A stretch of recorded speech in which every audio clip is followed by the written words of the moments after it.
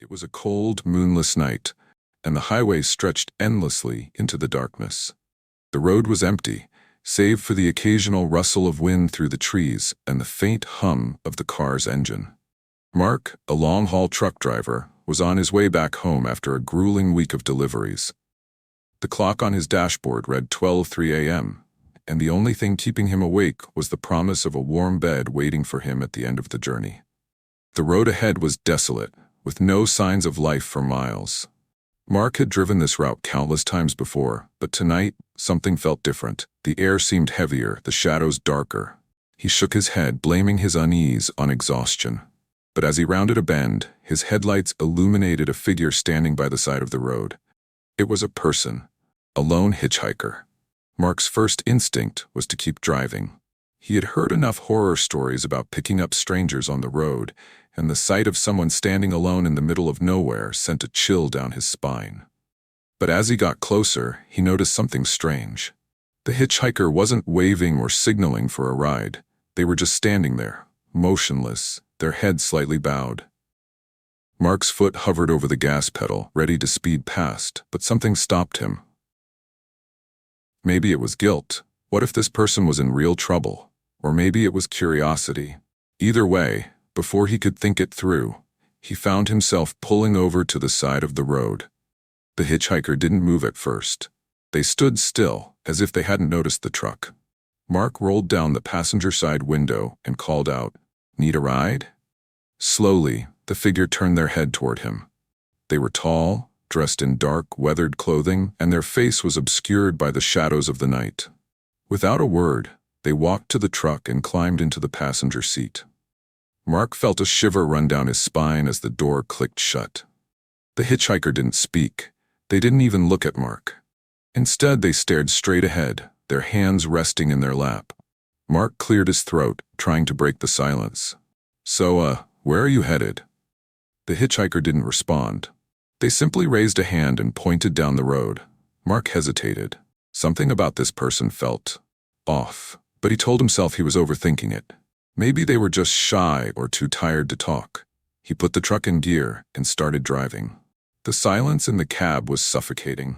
Mark tried to make small talk, asking where the hitchhiker was from, if they had been waiting long, but every question was met with the same eerie silence. Eventually, he gave up and focused on the road. But the longer they drove, the stranger things became. At first, it was subtle. The road, which Mark knew like the back of his hand, seemed different. The familiar landmarks, gas stations, mile markers, even the occasional roadside diner were nowhere to be seen. Instead, the highway stretched endlessly into the darkness, flanked by dense, shadowy woods. The air inside the cab grew colder, and Mark noticed his breath fogging up the windshield. He glanced at the dashboard, but the temperature gauge read normal.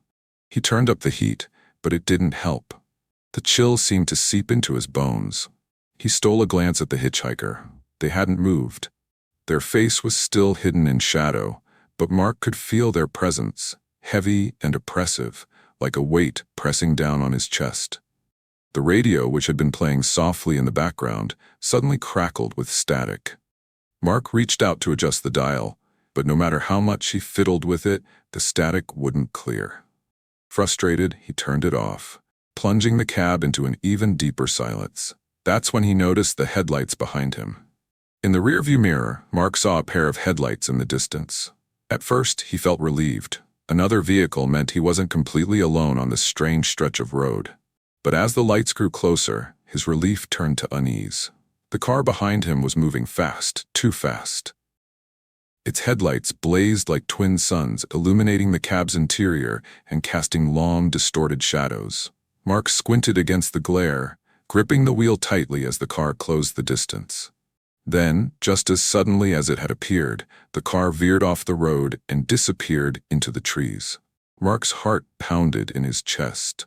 He glanced at the hitchhiker, hoping for some kind of reaction, but they remained still, as if nothing had happened. The road seemed endless, and Mark began to wonder if he was trapped in some kind of nightmare. His hands ached from gripping the wheel, and his eyes burned from staring into the darkness. He wanted to stop, to turn around, to escape whatever was happening, but he couldn't shake the feeling that the hitchhiker wouldn't let him. Finally, after what felt like hours, the hitchhiker raised a hand and pointed to the side of the road. Mark slowed the truck and pulled over, his heart racing. The hitchhiker opened the door and stepped out, their movements slow and deliberate. They stood by the side of the road for a moment, their back to the truck. Then, without a word, they walked into the woods and disappeared. Mark sat frozen in his seat, his hands trembling on the wheel. He wanted to call out, to demand answers, but his voice failed him. The only sound was the faint rustle of leaves in the wind. Mark didn't wait long before driving away. He didn't care where he was going, he just wanted to get as far away from that place as possible. When he finally reached a gas station hours later, he stumbled out of the truck, his legs shaking. The attendant gave him a strange look as he filled up the tank. "You okay, buddy?" the man asked. Mark hesitated, then nodded. "Yeah, just a long night." He didn't mention the hitchhiker. Who would believe him? But as he climbed back into the truck, he noticed something on the passenger seat, a small, weathered object. It was a photograph, yellowed with age, showing a young man standing by the side of a road. The man in the photo was wearing the same dark clothing as the hitchhiker. Mark's blood ran cold. He turned the photo over and saw a date scrawled on the back.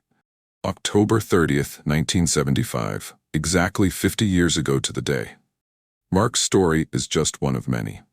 Over the years, countless drivers have reported picking up a mysterious hitchhiker on that same stretch of road. Some say the hitchhiker is a ghost, the restless spirit of someone who died in a tragic accident. Others believe they are a harbinger of doom, appearing only to those whose lives are about to change forever. Whatever the truth, one thing is certain: the Midnight Passenger is more than just a story. They are a reminder of the strange, unexplainable things that lurk in the shadows of the night. So the next time you're driving alone on a dark, empty road and you see someone standing by the side of the highway, think twice before stopping. You never know who or what you might be letting into your car. It was a cold autumn evening when Laura found herself stranded on a desolate road. Her car had broken down in the middle of nowhere, and the nearest town was at least 20 kilometers away. The sun had already set, and the only light came from the faint glow of the moon, partially obscured by thick clouds. The wind howled through the trees, carrying with it the scent of damp earth and decaying leaves. Laura sat in the driver's seat, her phone in hand, staring at the no-signal message on the screen. She cursed under her breath. Of all the places for her car to break down, it had to be here, on a road so remote that even Google Maps didn't bother to mark it properly. She tried the ignition one last time, but the engine only sputtered and died. Frustrated, she slammed her hands on the steering wheel.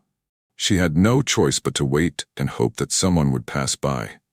But as the minutes turned into an hour, the road remained eerily empty. Finally, in the distance, she saw headlights approaching. Relief washed over her as the vehicle slowed down and came to a stop beside her. It was an old, beat-up blue sedan, the kind you'd expect to see in a junkyard rather than on the road. The driver rolled down the window, revealing a man in his late 50s with a weathered face and a crooked smile. "Car trouble?" he asked, his voice calm and steady. "Yeah," Laura replied, trying to mask her unease. "It just died on me.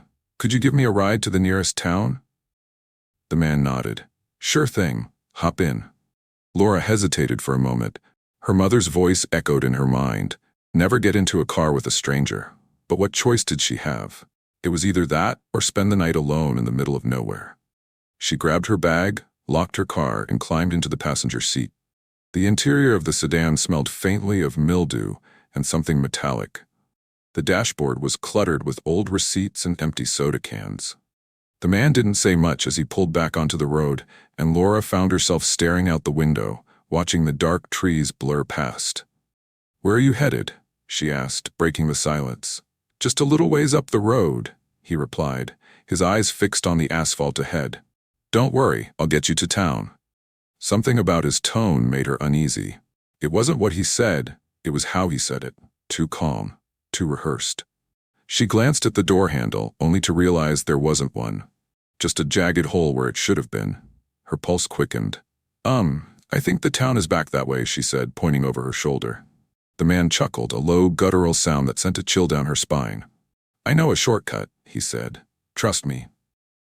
Laura's instincts screamed at her to get out of the car, but she was trapped.